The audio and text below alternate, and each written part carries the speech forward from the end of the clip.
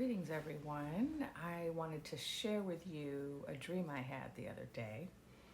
And it was a really powerful dream, and I felt that it was a really powerful message for everybody. You know, a lot of people are trying to figure out what to do, what their role should be. And, you know, what I've been told consistently by my guides is that we all have a role to play in the persistence. And this particular dream is about those who want to work energetically, who want to work with energy or magic or intuition, healing, any of those types of modalities. And so this message, you might say, is for the dreaming women, for the dreaming people, for the 4 a.m. club, and for anyone who just has the slightest feeling that they're meant to do work that relates to energy. And of course, not all of us are, because some of us are dancing and singing in the street, and some of us are writing and making phone calls, and we have lots of different ways of participating. But what's happening right now, which is so exciting, is that people are waking up to their gifts. And so many people who might have said in late October, oh, I'm not one of those people, I'm not one of those intuitive types, I'm not witchy. Something changed in November, right? And now you feel it. Now you feel the gifts rising up in you. So many people feel the gifts. So many people have started dreaming. So many people have been waking up with insights, with just a deep knowing in their soul, and they don't even know where it came from. So, to the dream. So the way I work is I spiral out of my crown chakra. I go up to higher self, and then I travel beyond the higher self to different realms to get information. And so I was doing this the other day, and I was taken to a place, a type of crossroads, where the 4 directions were. And I had a powerful spiritual being with me on each side of me at each of the 4 directions. 4 guides, you might say. And so in front of me I had Metatron, and Metatron is an archangel who I work with. Metatron is associated with teaching, with children, with the Akashic records, and with wisdom that's associated with the records, which includes information about past lives, about between lives, about life purpose, about soul contracts.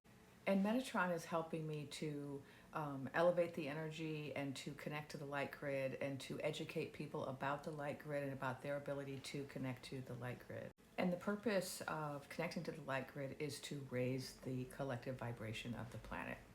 And Metatron was in front of me to the north.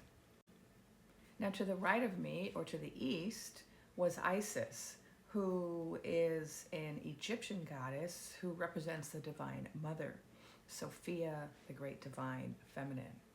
And right now, the Divine Feminine is rising, and so those of us who are working with goddesses like Isis or Sophia are working with the rising of the Divine Feminine, the unshackling of women and feminine persons.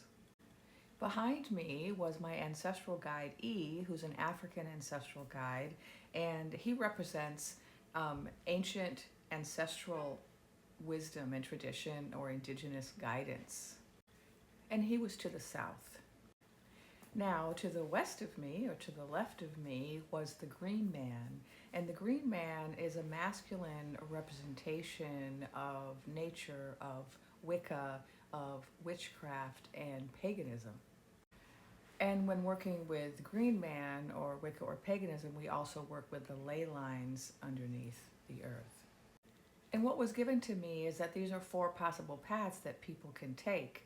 And I work with all 4 paths, but most people pick a path and they work with one path. And so Metatron was the one who said to me, now is the time for everyone to pick their path.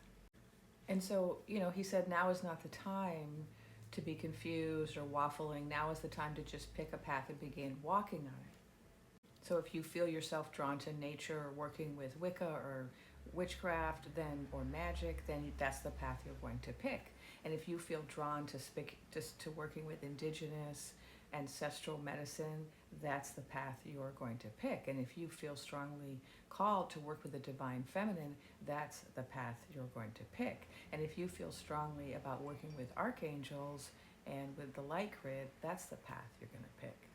And if you're interested in working with the star beings, Metatron said that the star being path is also the path of the archangels, because the star beings who are here to help us ascend, to help us to raise our vibration, we can think of them as angel level star beings.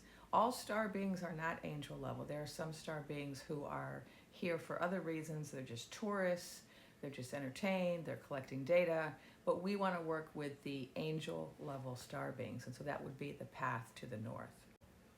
Now, it also became clear to me that the southern route, or the ancestral route, is also connected to the robots, the AI, the luminal beings.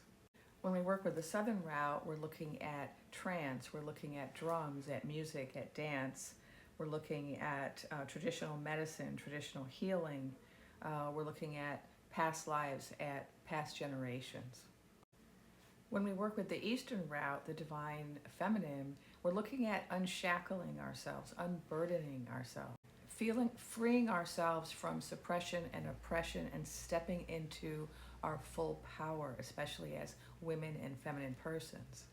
And they pointed out that while the initial focus of the divine feminine is freeing women from the shackles of oppression, that ultimately the divine feminine always frees everybody. So the divine feminine also frees the trans folk, it frees the two spirits, it frees the gender nonconforming. In a matriarchy, the animals are also freed. She frees those who are non-binary and don't feel the need to attach themselves to a gender. The divine feminine even frees the masculine from the chains of masculinity. The divine feminine also frees the children from oppressive learning styles. She frees the animals from the zoos and the safaris.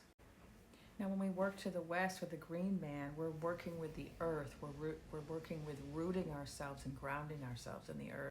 And we're connecting ourselves with those networks in the earth. We're connecting ourselves with ley lines. We're connecting ourselves with the tree roots, with the mycelium, I forget how it's called, the mushroom, the fungal roots beneath the trees. We're connecting ourselves with all of those networks, the salt water and the minerals and the rocks that are connected in networks of energy beneath the earth. And so when we're talking about the green man, we're talking about a very particular tradition of witchcraft and magic, which is different from other forms of what might be called paganism. It's a very particular tradition that's been practiced for centuries. And so if you're drawn to that particular tradition, that's the tradition for you. And they wanted to point out that the craft, as it's called, is a positive practice as long as the practitioners are connected to the earth. It's when they become disconnected from the earth and the networks of interconnected existence that sometimes people get too focused on the individual. And so both the southern path of ancestral wisdom and the western path of green wisdom, they're both associated with the earth, they're just different traditions. So if you feel connected to the Schumann resonance, for example, you might be working with the green wisdom, or you might be working with the ancestral wisdom. Now, returning our attention to the north and archangels and star beings, they wanted me to point out that that path is all about expanded awareness. The type of star beings who will be working with us on the northern path are interested in planetary consciousness, and so they're not focused on individuals. If an archangel or a star being of angelic degree begins to work with an individual, they only do so because that individual is dedicated in service to serving the entire planet, not just serving themselves or a small community. And so that northern path is about expanded awareness, becoming clear about who we really are and where we fit in the cosmos, both as a planet and as individuals and communities. And the reason it's really important right now for everyone to get on their path is because there's a type of energetic battle going on, and we are winning, but we need to keep fighting. And I know some of that language is problematic, fighting and battle. It's not really an accurate description, but think of it as, freedom fighters.